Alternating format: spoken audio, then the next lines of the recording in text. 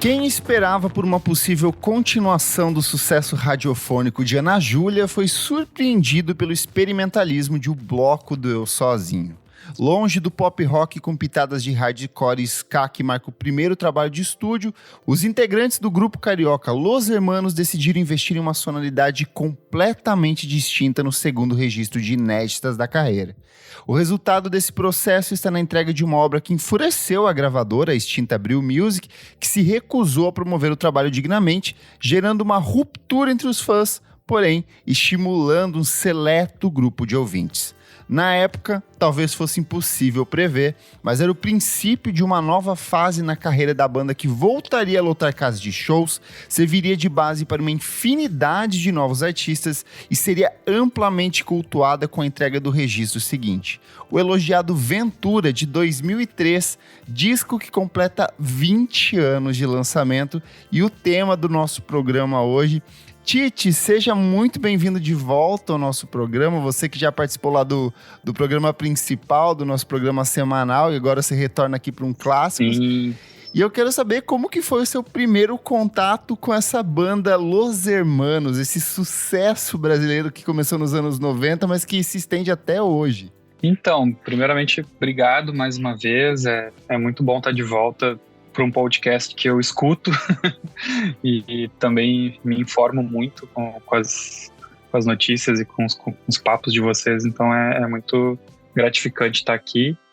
Meu primeiro contato foi realmente quando a Ana Júlia saiu. Na época eu já tinha banda, tocava cover na minha cidade, né? Eu morava em Rio Grande, no sul do Rio Grande do Sul na época. E tocou muito na rádio, né? Encheu o saco, assim, tocava toda hora na rádio. Acho que ninguém escapou, né?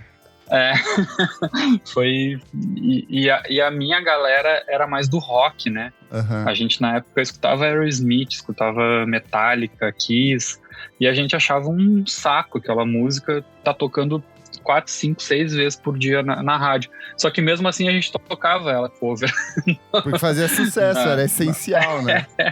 Mas então esse realmente foi meu primeiro contato.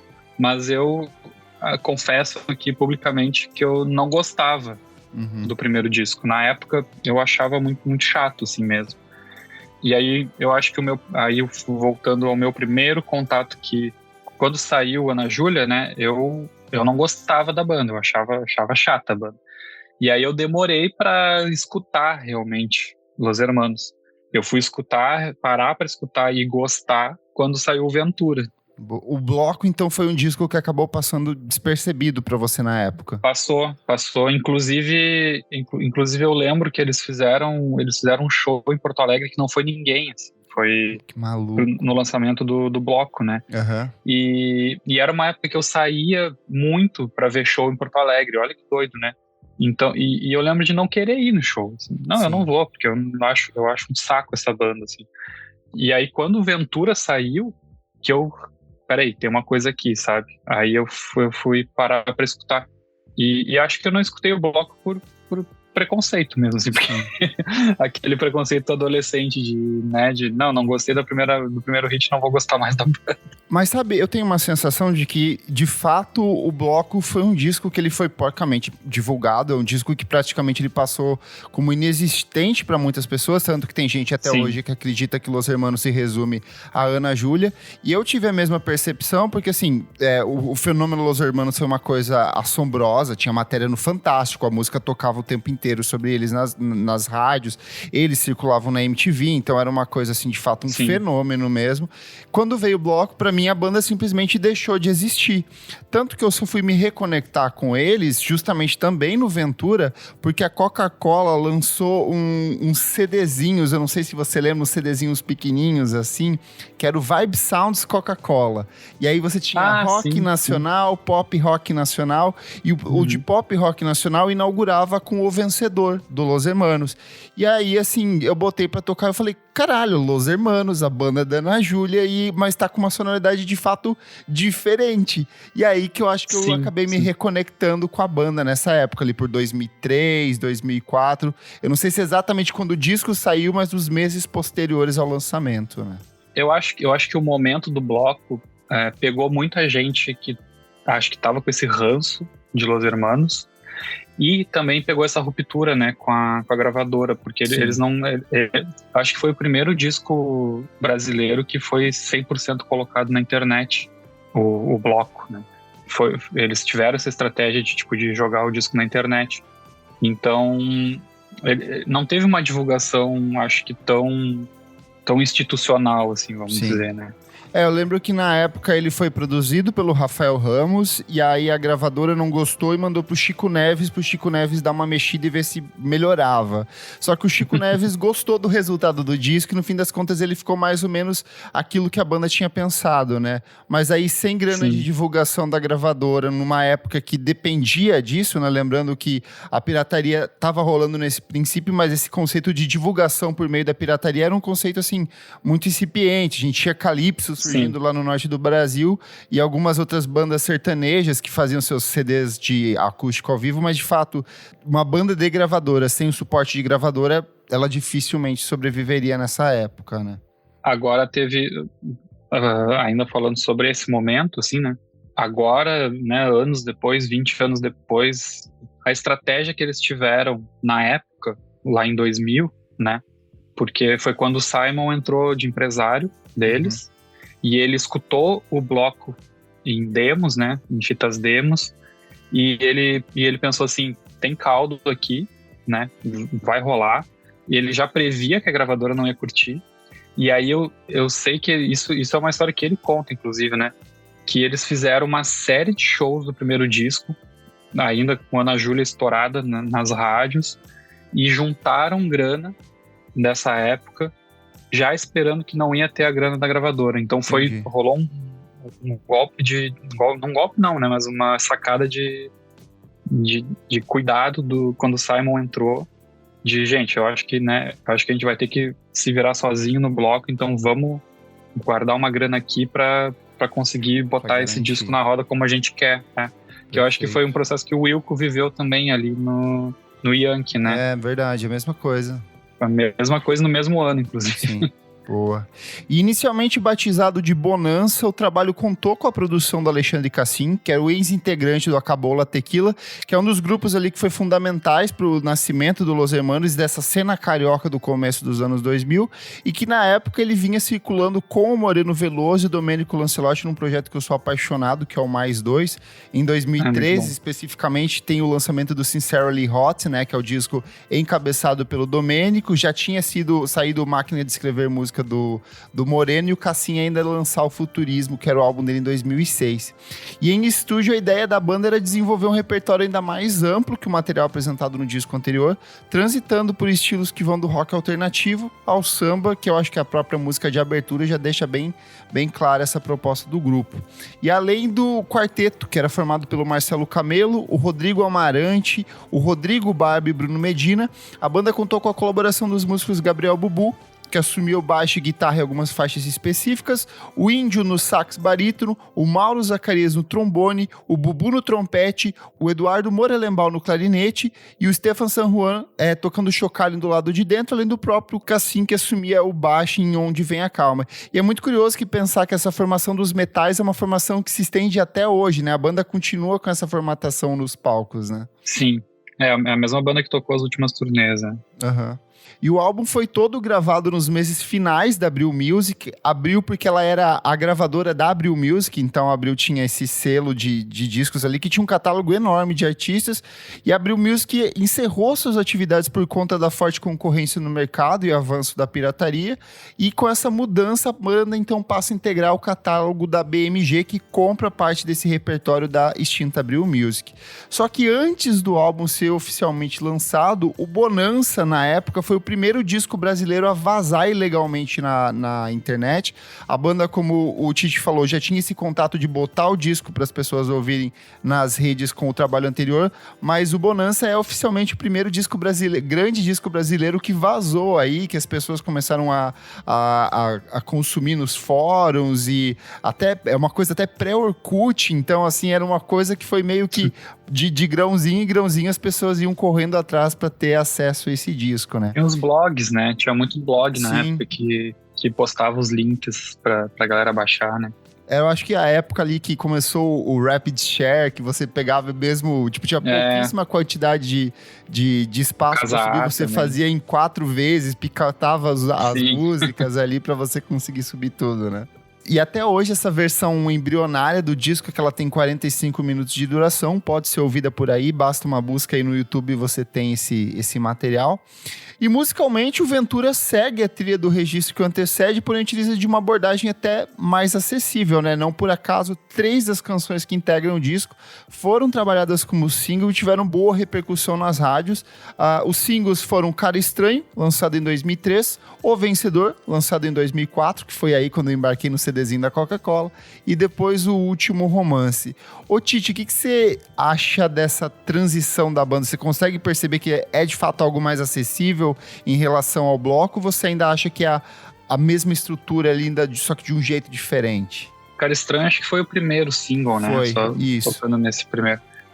Que tocava bastante na MTV mesmo.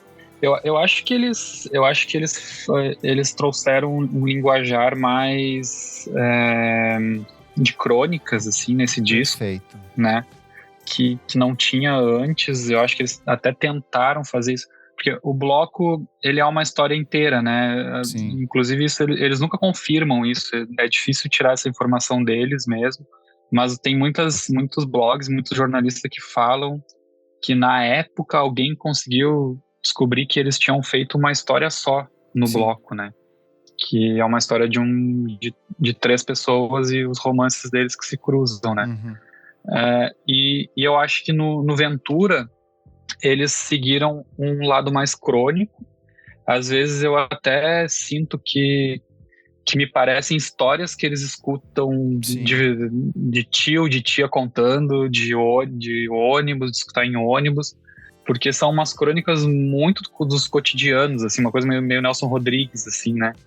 Então, eu sinto que eles evoluíram muito na questão de contar histórias, e eu acho que isso pegou de jeito as pessoas, né? Porque contam histórias de pessoas brasileiras, assim, é muito popular mesmo. Assim, é muito visual, né? Também a forma como é trabalhada visual, a poesia.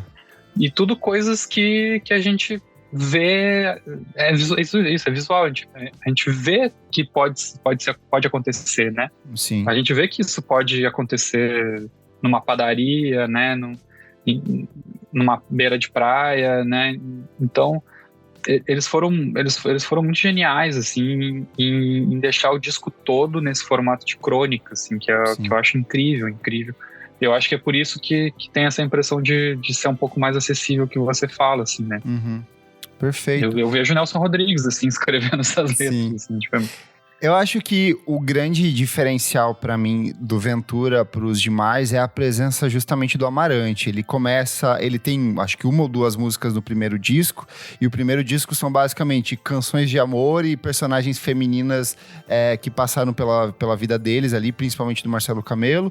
No segundo, de fato, tem essa questão do romance que é meio que ambientado nesse cenário de carnaval, de um pós-carnaval, uma coisa meio melancólica ali. É uma coisa eu sinto uma coisa de morte, assim, né? Uma coisa... Parece que é sempre o fim da vida, cinza, sempre o sabe? fim.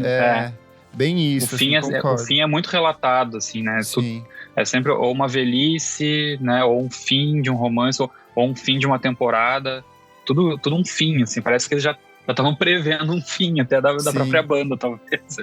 E aí eu acho que o Ventura traz essa coisa que é, de fato, muito bonita, que é essa coisa da crônica mesmo, de você olhar para as pessoas simples do cotidiano e conseguir extrair alguma história fantástica. Eu acho que muito disso se destaca pela própria forma como o Amarante se destaca como compositor dentro desse disco, né? Eu separei aqui algumas das que são as minhas favoritas. Eu acho que do Sétimo Andar é uma das que brilha nesse sentido de ser uma crônica dessa pessoa que tá correndo atrás da amada ou de alguém conhecido que possivelmente sofre de alguma doença mental, né? Então eu acho que tem esse aprofundamento que é bem interessante. E ninguém sabe, até hoje ninguém descobriu qual é aquele lugar, né?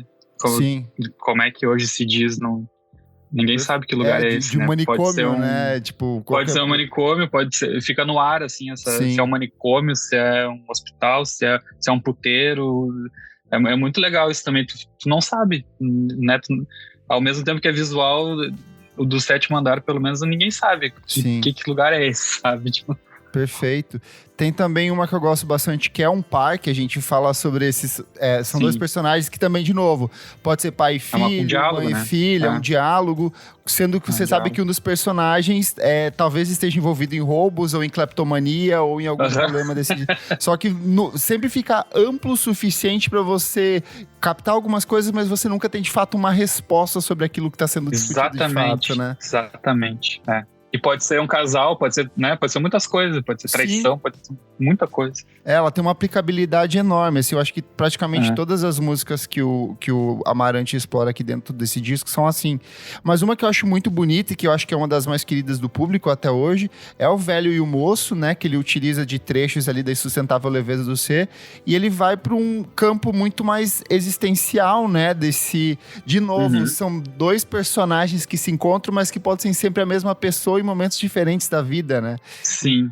Então eu acho que essa que é a própria pessoa enxergando 2 pontos da vida. Exato, né? Então eu acho que é isso que é o fascinante desse disco, quantas camadas e tudo mais. E aí eu acho que vem muito desse fascínio que surgiu pela banda nessa época, foi justamente dessa poética que era um pouco mais elaborada do que a gente tinha da trilha sonora de Malhação daquela época, que talvez fosse o grande referencial de música pop jovem do período, né? Total, a gente tinha canções que eram muito formatadas, um padrão meio aquilo que o Rick Bonadio ditou no final no começo dos anos 90 e se seguia até o começo dos anos 2000, e eles queriam fazer uma coisa diferente, né? O que talvez tenha irritado uma outra parcela do público que não acompanhou e não quis abraçar essa poética um pouco mais elaborada, mas que foi justamente o responsável por atrair a atenção de um novo público que começava a conhecer um novo Los Hermanos nesse momento, né?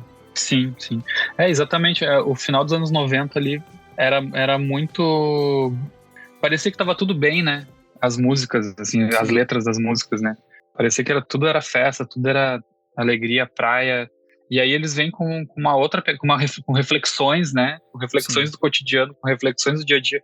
Aí acho que uma galera realmente ficou... Opa, o que tá acontecendo aqui? E eu acho que quem... Não querendo excluir os ouvintes, né? Em geral. Mas eu acho que nesse momento... pegou principalmente quem tinha mais acesso à literatura também.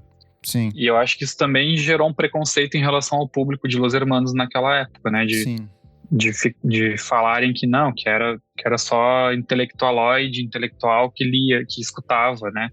E não, acho que é isso, acho que foi um choque perante o que o mercado também oferecia, né? De música, assim. Pra mim, o Los Hermanos nessa época acaba consolidando essa imagem do adolescente do Sesc, sabe? Que é aquele cara com calça xadrez, camisa listrada, frequenta teatros. É meio que um padrão ali que era de fato... Eram pessoas que tinham essa circulação um pouco maior nesses espaços culturais, né? E que virou até uma arma de troca preconceituosa, né? Porque tem muita gente que usa disso pra se defender, falar, eu sou mais inteligente que você porque eu ouço Los Hermanos. E não é assim, né? No fim das contas... uma grande bobagem, mas na época tinha essa batalha, assim, de público, né? Eu acho que a gente acabou falando bastante do Amarante, mas eu acho que o Camelo também tem um salto poético muito grande dentro desse disco. Eu acho que a mais emblemática pra mim, e que volta pra essa questão da crônica que a gente falou, é justamente Conversa de Botas Batidas, né?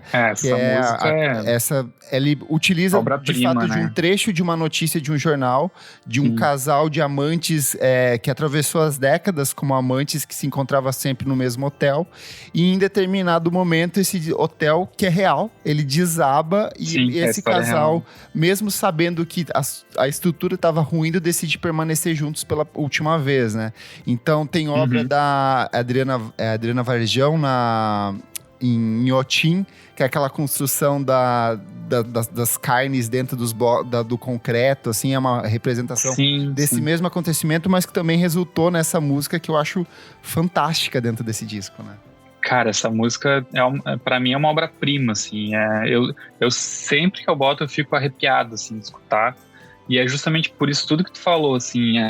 Ele conseguiu pegar uma notícia trágica de um prédio que desabou no centro do Rio de Janeiro e criar uma fábula em cima disso, Sim. assim, que é incrível, né? E mais uma vez fala sobre um fim, né? Eu acho que todas as músicas falam sobre algum fim. Sim. Outra que foi bastante icônica na época e que levantou assim, umas comparações que eu acho meio absurdas, porque as pessoas precisam sempre ter um norte, foi a Outra, né? Que ele canta no eu lírico feminino, e aí eu lembro que todo mundo, o novo Chico Buarque, o Chico Buarque dessa geração, sendo que o estudo de eu lírico é uma coisa que permeia a música brasileira desde o início dela, e Sim. eles só estavam sendo mais uns ali brincando com isso, mas é de fato uma das músicas queridas do público também, né? Outra, a gente tá falando nessa questão mais intelectual, assim, mas eu acho que acima de tudo, ele é um puta disco de pop rock redondinho, sabe? Muito bem acabado. Eu sinto que cada música ali, ela tem um conceito meio de ser um hit, ela tem uma estrutura radiofônica, ela funciona, elas não são canções fechadas, experimentais, tortas, assim.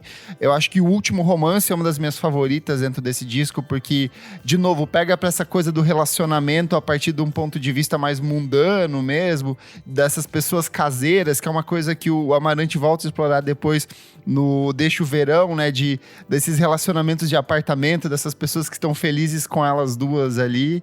Mas o disco inteiro tem várias músicas que são hits, são canções pegajosas e que ao vivo crescem muito com o público também cantando, né? E era um dos pontos fortes, inclusive, dessa turnê, era o começo do show, né?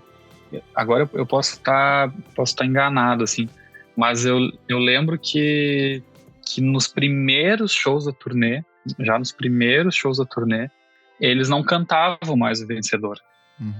De tanto que a galera vinha, né, com força, cantando aquela música. É muito potente, assim. Isso se repetiu até as últimas turnês agora, né, essas de retorno que eles fizeram. Mas eu lembro de ir nos shows na época, em 2003, e ficar tipo assim, meu Deus, olha o poder que tem essa música, né? Que eles já nem chegam no microfone, eles já nem chegavam mais no microfone. Eles subiam no palco, era a música de abertura dos shows. Eles subiam no palco e eles já nem chegavam no microfone, eles iam chegar só na metade da música. Assim. Se você pega o registro ao vivo da última turnê que eles fizeram, que foi em 2019, 2020, boa parte das músicas, a voz deles não existe, ela é engolida pelo público cantando, assim. É surreal, né? Sim. Não, é claro, aí agora tem a história toda de, né, anos das pessoas escutando as músicas por muitas vezes repetidas, né? Mas, cara, nos primeiros shows da turnê do Ventura, isso já era gigante, assim, né? E no documentário aquele do Além do que se vê, que tem vários recortes. Assim. Não, o Além do que se vê é o que fala da gravação, né? É da gravação. Tem um outro documentário que é pirata também, que ele percorre várias cidades do Brasil com a turnê, e aí tem várias vezes o vencedor, assim, em todas as cidades eles nem chegavam perto do microfone, assim, era só o público cantando, assim, é muito forte, o poder da canção, né, aquela canção que todo mundo canta. É porque a canção, eu acho que o que é maravilhoso nela é porque ela é uma canção de inversão da lógica, né? É uma canção sobre ser o perdedor, sobre você ser um merda em seu estágio mais puro de ser um merda, sabe? De você ser um cara estranho, um cara comum. Eu acho que se você pega o Camelo, é um cara esquisitíssimo, assim. Tipo, eu já tive a oportunidade de entrevistar ele. Ele é um cara mega retraído, ele é um cara que ele dá umas respostas meio malucas, às vezes, mas eu acho que manifesta um pouco desse estranhamento que a gente tem dentro de nós. Então, por isso que tanta gente se identifica, tanta gente canta em coro quando toca essas músicas, né? É real. E depois gerou uma ideologia loser, né? Que era legal ser loser, né? Sim, o próprio nome Los Hermanos depois virou Loser Hermanos, né? Loser Hermanos. Faziam brincadeira na época, né? E aí, de fato, o grupo passou, por conta desse sucesso todo, a circular em bastante programas da época.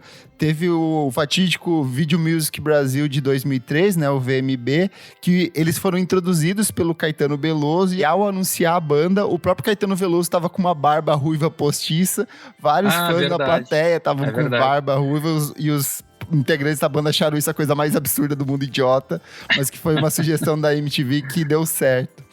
O disco foi recebido de forma bastante positiva pelo público e crítica, né? O bloco, a crítica, boa parte da crítica na época abraçou o bloco, mas o público ignorou, tanto que ele é o disco até hoje menos vendido da carreira da banda, ele vendeu só menos de 50 mil cópias, e o Ventura já na época conseguiu bater a marca dos 100 mil cópias, conquistando um disco de ouro pela ABPD, né?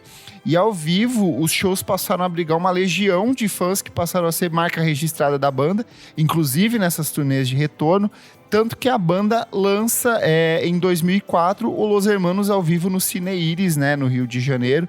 Cine Iris era um antigo cinema pornô que foi reformado pornô, e que virou a sede escolhida aí para fazer esse primeiro registro ao vivo do grupo, né? É muito bom. Eu, de vez em quando, passo ali na frente e eu fico olhando, pô, aqui que foi aquele show. Ele ainda funciona como casa de show ou tá fechado? Funciona como cinema pornô ainda. Ah, né? voltou como cinema pornô. Entendi. Cinema pornô, você passa ali na frente e tem os cartazinhos, assim, ainda. Mas tá bem caído, assim, tá bem caído. Sim. O trabalho ainda rendeu, né, um documentário, que é o Além do que se vê, que foi lançado como um dos extras do DVD. Ele é dirigido pelo Caíto Manet do Choque de Cultura, do TV Quase, e pega justamente esse momento da produção do disco, assim. É bem tosco, gente. Pra quem não assistiu, não cria expectativa, ele é bem simplão, é um VHS. Acho que foi filmado em VHS, assim, porque é super eu acho simples, que foi né? na casa lá, né? Foi na casa que eles estavam fazendo isso. Mas é legal ver essas nuances, assim, sim, porque o Caíto conseguiu pegar momentos muito íntimos da criação do disco, assim, sim, né? De conversas, de arranjos, que é uma coisa que eu tinha guardado para falar também, os sopros nesse disco. Sim. É uma peça fundamental, assim, do disco, né?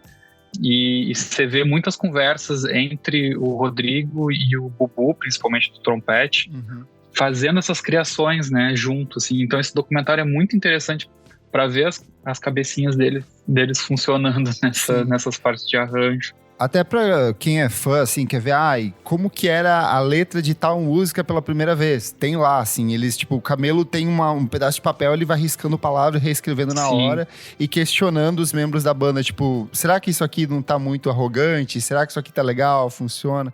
Então, porque assim, esteticamente eu acho que ele ficou uma coisa meio velha pros padrões do que a gente tá acostumado hoje de Netflix filmando todos os documentários do mundo dos artistas, então a gente tem uma coisa mais refinada e estética.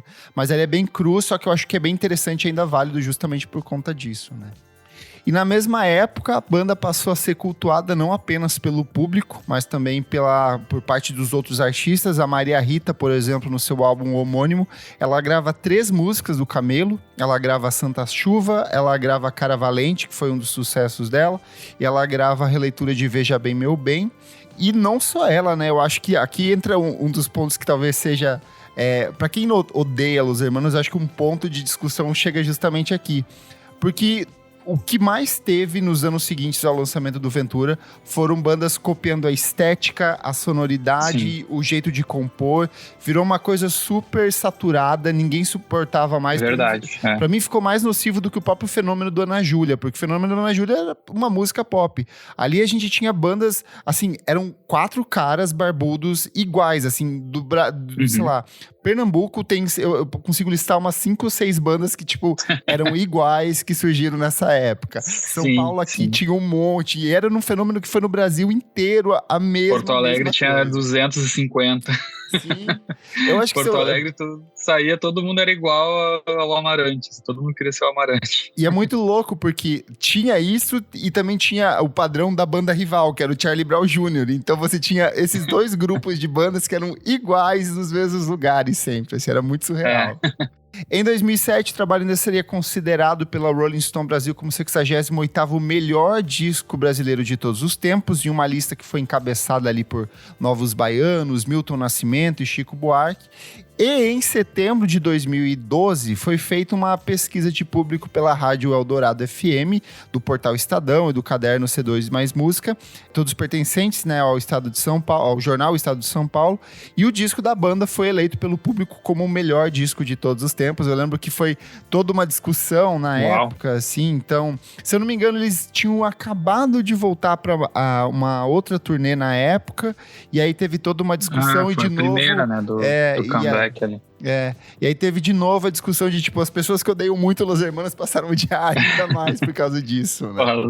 Lá estão eles de volta e ainda as pessoas dizendo que é o melhor disco. Pô, imagina os haters, né?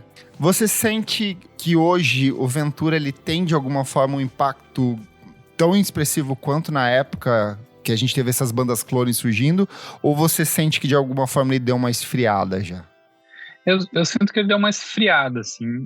Acho que ele surpreendeu muito na época, né? E a gente pontuou muitas coisas aqui nessa conversa que validam isso, assim, né? Eu acho que hoje em dia, assim, como é que eu queria dizer? Ele não gera novos conteúdos, assim, né? Sim. Ele vira sempre uma discussão de o que eles estavam fazendo naquela época, assim, né? Ele nunca entra numa discussão atual, assim. É isso que eu acho, assim. Ele pontuou aquele momento, né? Ele trouxe a banda para esse lado da crônica, né? Do lado mais acessível, de um lado mais popular, de conversar mais com o público, né? mais atento às letras e tal. Mas é isso, eu acho que ele não entra numa discussão atual, assim. Eu acho difícil a gente colocar ele para falar com Rosalía, por exemplo, sabe? Eu acho que hoje em dia, inclusive, os artistas brasileiros estão buscando outros caminhos, né?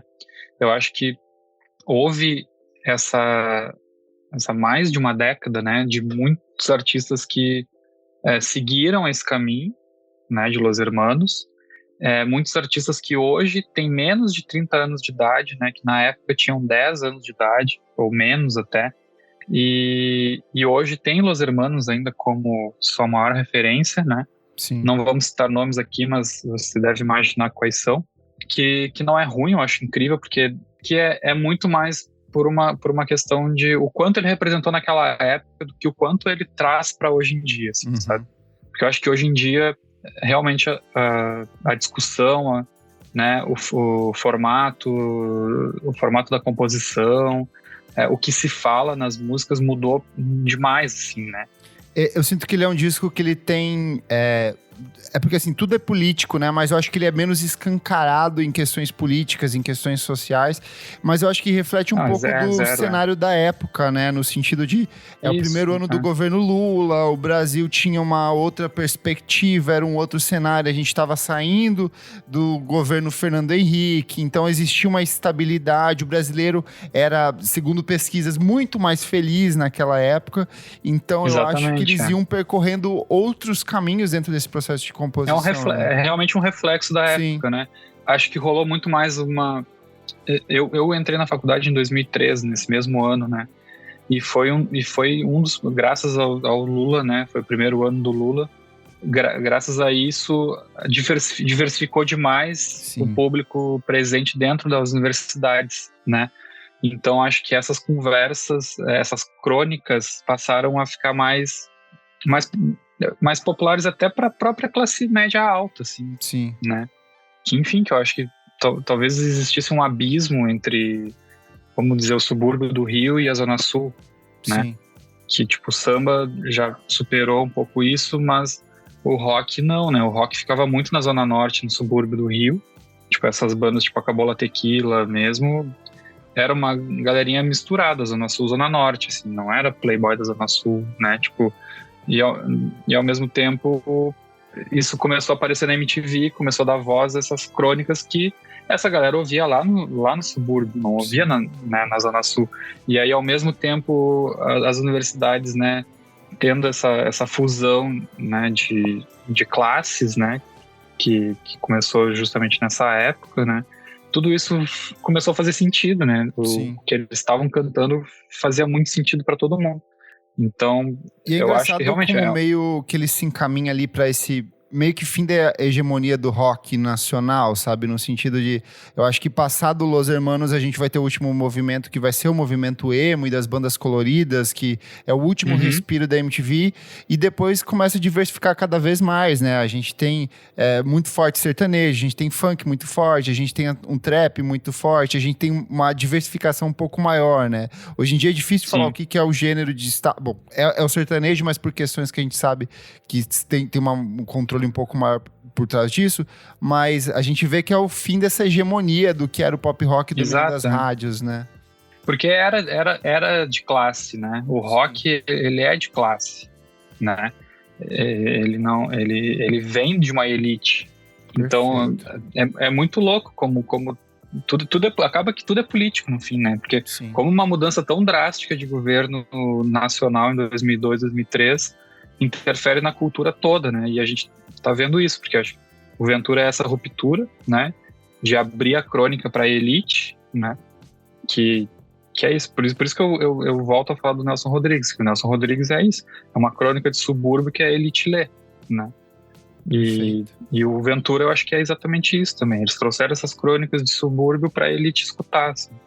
Com um pouco menos de sexo, um pouco menos de violência, mas as mesmas crônicas. Sim, mas eu digo, acho que na forma de construção das crônicas, né? Não nos temas das crônicas. Sim, concordo. Tite, para encerrar, o que esse disco representa para você e sua nota para a aventura depois de 20 anos? Nossa. Para mim representa a forma como eu comecei a me relacionar com música também, porque eu me insiro nisso tudo que a gente acabou de falar da elite do rock, porque eu acho que eu tava nesse meio, né, de escutar um rock que era pra elite, né, então acho que isso também me fez demorar a chegar nos Los Hermanos. E aí quando eu cheguei, e foi no mesmo ano que eu entrei numa faculdade pública federal e me deparei com outro mundo, né? Isso tudo fez sentido para mim, me abriu a cabeça completamente para escutar outras coisas. E desde uma coisa básica, que é misturar rock com samba, que eu achava que isso nunca poderia ter acontecido antes, né, de chegar ao Ventura, né? Até realmente escutar histórias de outros lugares, né? Escutar o que outras pessoas têm para dizer, né? Porque o rock trata de um tema só o tempo inteiro, assim, tipo, é uma coisa muito, né? E eu acho que isso me abriu a escutar o Chico, né? Eu fui no show do Chico esse ano, Chico Buarque, né? Que eu nunca pensei que eu iria, assim, sabe? Na época eu não pensei que eu iria, assim, por estar com a cabeça fechada mesmo, né? Então acho que esse disco abriu, assim, minha cabeça completa, rasgou minha cabeça completamente para ver um outro mundo, outras possibilidades. Foi o ano que eu comecei a trabalhar com música, inclusive, porque eu pensei, não, peraí. E aí é muito louco, porque o impacto desse disco na minha vida foi tão grande que eu fui no show, na opinião, arrastado pela minha ex-namorada, que ela falou, tu tem que ir nesse show, porque tu vai gostar. E eu fiquei chocado em ver essa cena da galera cantando e eles nem chegando perto do microfone. Nossa, quando começa com o vencedor. Era impressionante. E eu começou o show, isso foi em 2003 mesmo, foi no ano do lançamento. Eu saí de lá, tipo assim, meu Deus, um novo portal se abriu na minha vida. E eu lembro que no dia seguinte eu entrei no site deles, descobri qual era o e-mail de contato, que era o Alex na época, o Alex Werner, e eu mandei um e-mail para ele. Cara, pelo amor de Deus, vamos fazer show no interior do Rio Grande do Sul. Foi a primeira vez que eu mandei um e-mail querendo fazer show de uma banda, assim, E ele me respondeu super fofo, assim, tipo, passando valores, passando condições de como que era fazer. E eu nem imaginava como é que se produzia show, né? Imagina, tipo, mandei um e-mail de fã maluco, assim, porque eu realmente saí muito impactado. E aí, depois disso, hoje a gente é muito amigo, eu e o Alex, muito amigo. A gente fala sobre baleia, a gente fala sobre mergulho, a gente se encontra, faz churrasco. E tudo começou em 2013, assim, e eu mandando um e-mail completamente inconsciente, querendo fazer um show do Los Hermanos em Pelotas e Rio Grande, que era onde eu morava. Que massa. E então foi a partir daí que eu comecei a me interessar em produzir show também, sabe? Graças a terem me arrastado pro show de lançamento no Opinião em 2003. Que história fantástica. É muito louco, e tô aqui até hoje, fazendo 20 anos trabalhando com música graças ao Ventura, né? Graças ao impacto do Ventura, né? Exatamente. Sim. O impacto do Ventura. E a minha nota... pode dar difícil, 10, né? Pode dar 10, fica à vontade. É difícil, né? Mas eu vou dar 9,9, porque eu acho que eles precisavam ter cantado alguma música junto, assim, eu sinto falta disso, assim, sabe? Tipo como a gente tem a Flor no bloco. Exatamente. Mas aí acho que é uma percepção de fã assim, que gostaria de ver isso, né? Talvez artisticamente, quando eles pensaram o disco, não faria sentido, mas eu sinto falta assim deles fundirem as coisas, porque quando você escuta o disco, as 3 primeiras é o Camelo cantando, aí entra o Amarante num outro drama, assim, né? Uhum. Aí, né? Parece que as músicas, elas não... Apesar de tem uma linha, assim, mas o jeito que eles cantam é um pouco diferente, assim, dá um outro mood, assim, para as músicas, né? E eu sinto falta de achar essa intersecção, sabe, entre as músicas. O fio condutor delas, para mim, eu sinto falta disso no disco, e eu acho que se resolveria, mas aí é uma loucura de produtor, talvez, né? Mas eu acho que se resolveria com eles cantando uma música juntos nesse disco, né? Perfeito. Que eu acho que é o que falta, assim. Por isso que ele é 9.9. Boa, um ótimo argumento. Cara, eu acho que esse disco, assim como pra você, ele mudou minha vida, assim, na época. É muito significativo, porque de fato eu tava imerso. Eu acho que eu tava num ponto onde eu simplesmente ouvia as coisas que tocavam na rádio e não tinha qualquer interesse em pesquisar e me aprofundar isso. E a partir do momento que eu ouvi esse disco em 2003 ou 2004, que a data agora eu já não me recordo completamente, mas me deu vontade de, putz, onde tem outros artistas fazendo esse tipo de som? Quem inspirou esses caras? Sabe essa coisa de você se encantar por uma coisa e ir atrás da árvore genealógica, escavar as raízes e tentar entender que vem dali, vem daqui, vem de cá?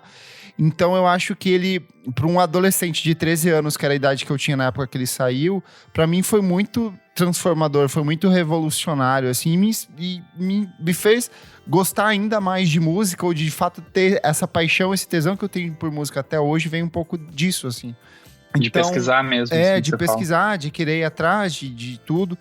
Mas, para além disso, ele é um puta disco de música pop, assim, eu acho que ele é acessível, ele tem músicas que ficam na sua cabeça e dão voltas, estruturalmente ele é muito bem planejado, os arranjos de metais desse disco são uma coisa, assim, de outro mundo, a forma como o Amarante aponta o ouvido dele pra cena nova-iorquina da época e traz um pouco das guitarras pra cá, que era aquela coisa dos Strokes, que anos depois ele ia trabalhar com o Fabrício Moretti lá no Little Joy. Então eu acho que ele é um disco que é muito um produto do tempo dele. Eu acho que ele é um disco ali de 2013, de tudo que estava acontecendo no Brasil da época. E eu não me incomodo com eu sei que essa bagunça proposital, porque a partir do momento que eu vejo ele como um disco de crônicas, como a gente falou, pra mim faz sentido. A vida não é exata, ela é regular, a gente tem cenas e acontecimentos rolando em todas as partes, então é natural essa transição. Por isso que pra mim ele é um 10, eu acho que ele é um disco perfeito, assim. Um contraponto excelente, assim, Sim. Que eu não tinha enxergado isso, assim, e acho que eu vou sair da conversa e vou escutar de novo, olhando dessa forma que você falou. Eu até tinha uma dificuldade muito grande de gostar dele como disco por causa do Samba 2, porque eu acho que ela não é uma boa música de abertura, sabe? Mas dentro dessa lógica torta que o disco se propõe, eu não preciso ter um grande ato de abertura. A vida não tem um grande ato de abertura. A vida é aleatória. As coisas vão acontecendo. Você quer tem horas que você vai estar refletindo sobre o seu filho cleptomaníaco. Tem hora que você vai estar atrás da sua namorada que fugiu de casa, fugiu do hospício. Então essas coisas vão acontecendo e vão encaixando de um jeito muito bonito dentro desse disco. E eu acho que ele encaminha de um jeito muito bonito pro trabalho seguinte, que é o 4, que é onde você vê que toda essa estrutura, essa separação entre o Camelo e o Amarante fica ainda mais expressiva até que culmina na separação da banda, sabe? Então é um disco fantástico, é uma maldição, porque ele incentivou um monte de bandas malditas que eu tenho raiva até hoje ali, mas é um disco que, por si só, assim, ele é fundamental pra música brasileira recente, então um 10 aí pro Los Hermanos. E ele vai ser um clássico eterno, né? Sim. Ele não vai parar de ser escutado, volta e meia vão colocar ele em listas. Então, ele não vai deixar de ser o que é, sabe? O Clássicos VFSM é um projeto paralelo do podcast Vamos Falar Sobre Música. Apoie a gente em padrim.com.br/podcast VFSM. Por apenas R$5 por mês, você tem acesso a esse e outros programas lançados com muita antecedência. Eu sou @KleberFac no Twitter e no Instagram, e você também pode acompanhar o meu trabalho no meu site, musicainstantanea.com.br. Tite, muito obrigado pela sua presença, pelo seu retorno aqui. Eu deixo espaço para você fazer o seu serviço.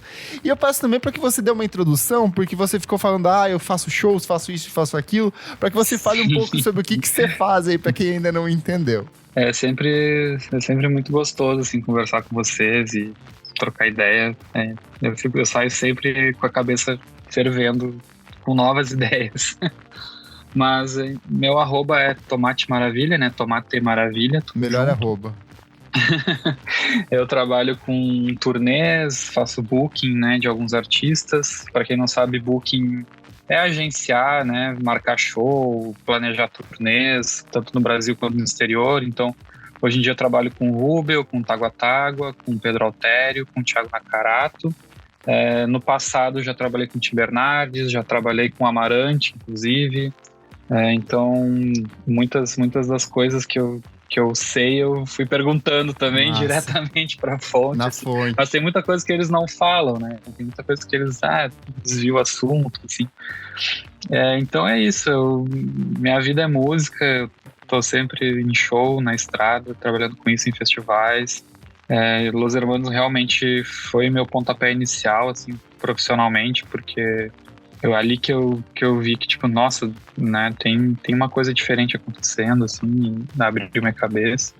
E tô sempre aí à disposição para conversar sobre música, para viajar, para ir para festival, para fazer show, para quem quiser montar turnê aí, só já sabe onde tá o arroba. Boa.